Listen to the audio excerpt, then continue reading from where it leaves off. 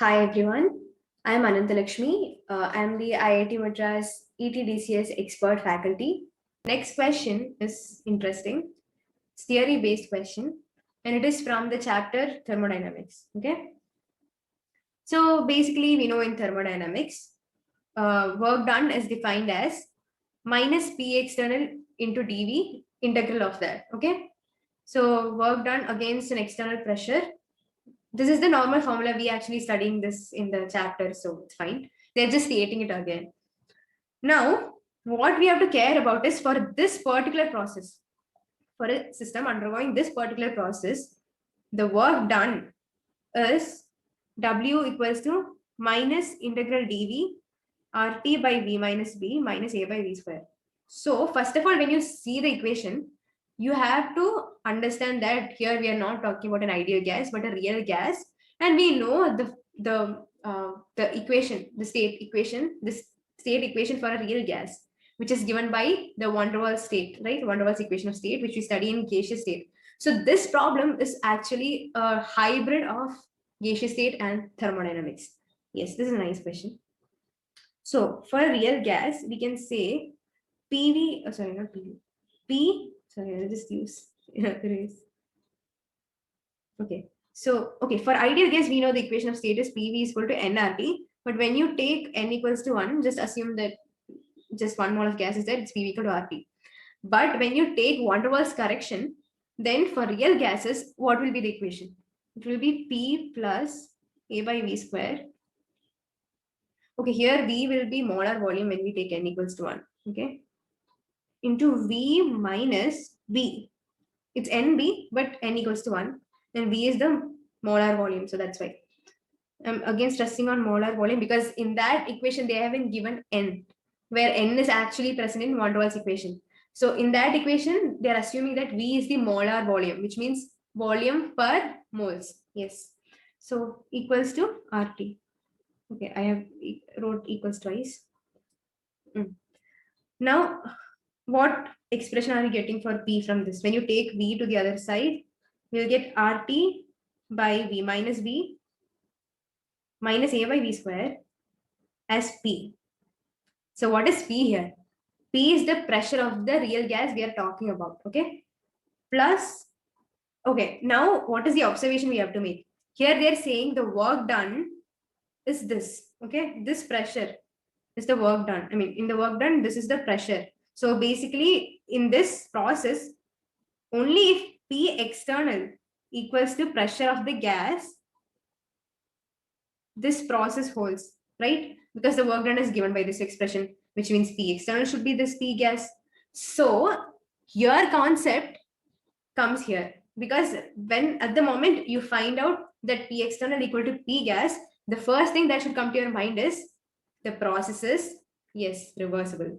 So only for reversible process, we can say P external equals to P gas.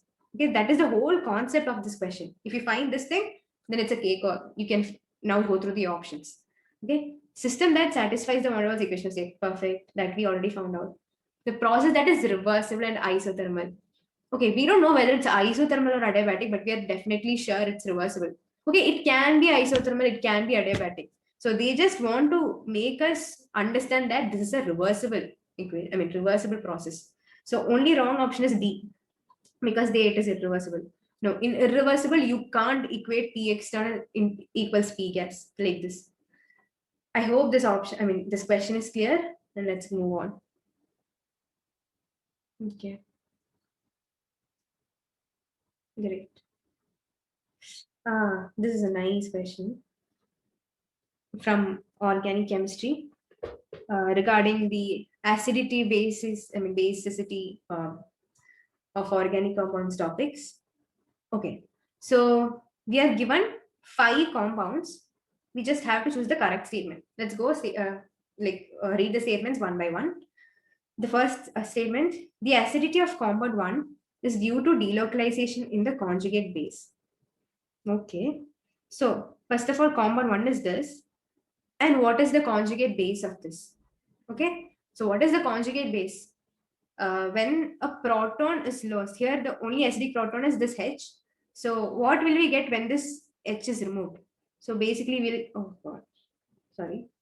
Basically we will get this, right? Okay. Instead of drawing that, I'll write it as phenyl, pH. That's much better for me. There is this pH, phenyl group, pH, pH, and we get a negative charge here. So this negative charge, okay, I'll just maybe write it here just to show the conjugation. This negative charge can involve in resonance with each of these, any of these three benzene rings. So, and in organic chemistry, we are learning that conjugation stabilizes the negative charge, right? So, when this negative charge, when it is delocalized into these three different benzene rings, the more stability the product is. So, how will we say a compound is acid? When we say that a compound is acidic, when the conjugate base formed is stable. Okay, if more the conjugate base stable, then more acidic it is. More prone that compound is more prone to lose its H plus. Okay, that is the main concept. So the first one is correct. The acidity of compound is due to delocalization in the conjugate base. Here, delocalization is basically a resonance conjugation along these benzene rings. I hope this is clear why it is correct. Now, second thing, the conjugate base of compound 4 is aromatic. So, what is this compound 4? And what is the conjugate base of the compound 4? It is this. So, we'll learn that by Huckel's rule of aromaticity, this thing has 4n plus 2 electrons, basically 6 electrons. Yeah, it satisfies the 4n plus 2 rule, and it is planar, and yeah, and pretty much it is an aromatic compound, we can say. So, and by default, we know that aromatic compounds are very stable. So here, the conjugate base is very stable. Okay, it's very stable, and hence it is acidic. So here they're just asking whether it is aromatic. So it is yes, aromatic. Correct. Now C. Compound 2 becomes more acidic when it has an NO2 substituent. Okay. So compound 2. Okay, what is the compound 2 conjugate base of it? It is this. When this H is lowest, it will be this, right? So if we have an NO2 group here, or if it is in a para position anywhere, the thing is this NO2 group is an electron withdrawing group, okay? Electron withdrawing group, EWG in short form, okay? It's an electron withdrawing group and it can stabilize the negative charge because of its minus I effect. See, all this plus I, minus I, resonance effect, everything we learn in detail in organic chemistry chapter. Okay, so this is correct again. Compound 2 becomes more acidic when it has a NO2 substituent. Perfect. Now the last one, the acidity of compounds follows the order 1 greater than 4 greater than 5 greater than 2. Okay, you just need to see the first two, 1 and 4. You don't need to know whole pK value to know the acidity of all compounds. You just need to know, just see the first two, 1 and 4. We can always say that 4 is more acidic. Why? Because its conjugate base is aromatic. And aromaticity means it's damn stable. That is the thing. Like aromatic are the most stable compounds. So definitely acidity nature wise, okay, acidity nature wise, 4 is definitely greater than 1. So here it's given opposite. So definitely this option is wrong, we can say now. And for your information, 1 is greater than 4 is, okay, this is definitely wrong. So I'll write the actual acidity order. I'll just erase something from here. Okay.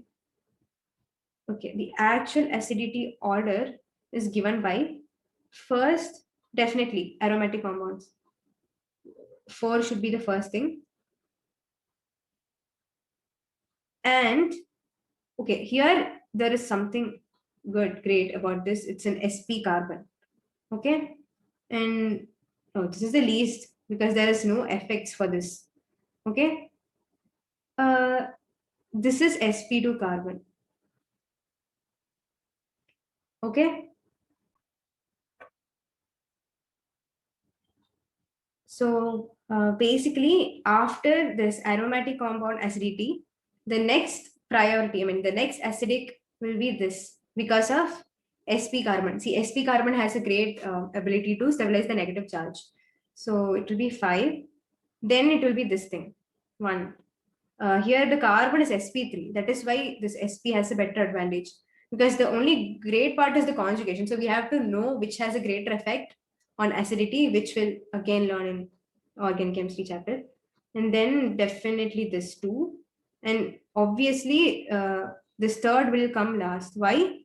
Because it is sp3. I mean, it has no effect actually. Okay. So I think that's done. This question is done. Okay. Oh, this is a great question. And this is from the complex compounds chapter. Okay. It's a very great question.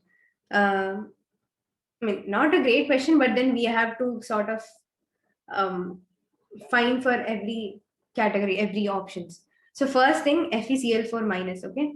FeCl4 minus, we have to find the geometry. For that, we have to know the oxidation state of Fe3, which is +3, because -4 and +3 gives -1 in total. Perfect. Now, when we write the configuration, S2D6, out of that, when this is for Fe, right? Yeah. Now for Fe3 plus, it will be S0D5.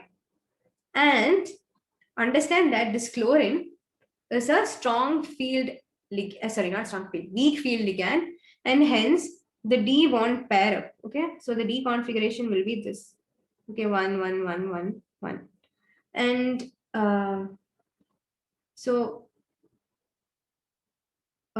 so because this sorry, here there will be S and P. This is S and P is empty, and it will form sp3. That is the concept. So sp3, we know it is tetrahedral structure. Okay, great. So this is correct.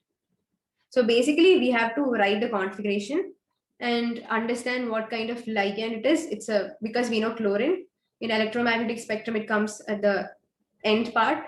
So it will give rise to a high spin complex. So the D electrons won't pair up, and hence you will get sp3, okay, instead of dsp2. Yeah,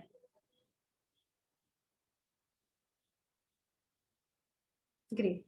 Now next is okay, this actually we have to draw, so I'll keep it last. Okay, now let's talk about this. FeCl4 minus has higher spin only magnetic moment than this thing. Okay, so about this thing, cobalt, what is the state of it? Cobalt 3 plus, right? Yeah, cobalt 3 plus. And here, see, we have En ligand, which is ethylene diamine. Okay, and ethylene diamine is a strong field ligand. Keep that in mind. So CO3 plus has the configuration S2D7 and S0D6. Okay, S0D6.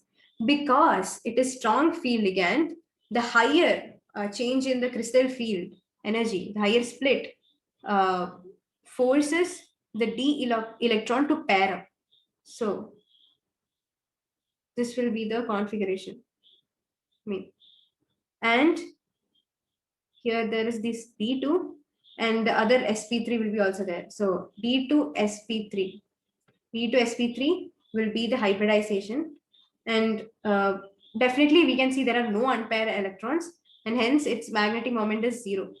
It's a low spin complex. Okay, great. Now FeCl has higher spin only, definitely, because here we have 5 unpaired electrons, where here we have only 4 unpaired. I mean, we have no unpaired electrons in case of cobalt. Okay, so this is correct. FeCl4 has high spin only magnetic moment than this compound. That is done. Now, no, this is wrong, right? It's not sp3d2, it is d2sp3. Okay, it is d2sp3. So this is wrong.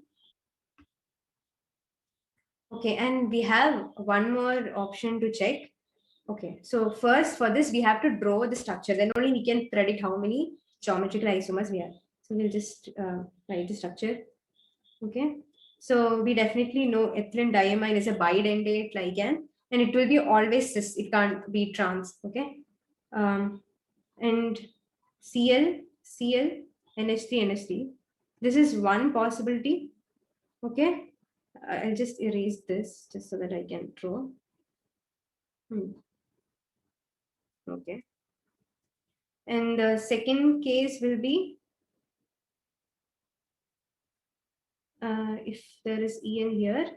Here Cl was opposite. Now let's say NH3 can be opposite, right? So we can say one case is chlorine in antiposition, second case is NH3 in antiposition, then third case, none of them in antiposition. Everything is cis. I'll draw it. So NH3 cis position, Cl cis position, and here it is En. So it's not 2, but it is 3. So B option is wrong. This was purely based on the complex compounds chapter in 12th standard, but it's easy if you know the concept. So, yeah.